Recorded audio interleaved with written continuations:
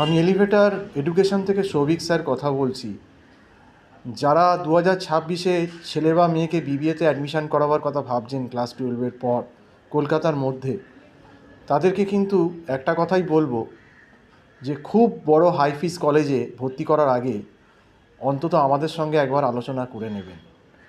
কারণ দীর্ঘ 17 বছর ধরে লাইনে আছি, এই ম্যানেজমেন্ট লাইনে পড়াচ্ছি বিবিএ এমবিএ, এবং প্রত্যেকটি কলেজের খুঁটিনাটি কিন্তু আমরা নখদর্পণে জানি এখন কি অবস্থা।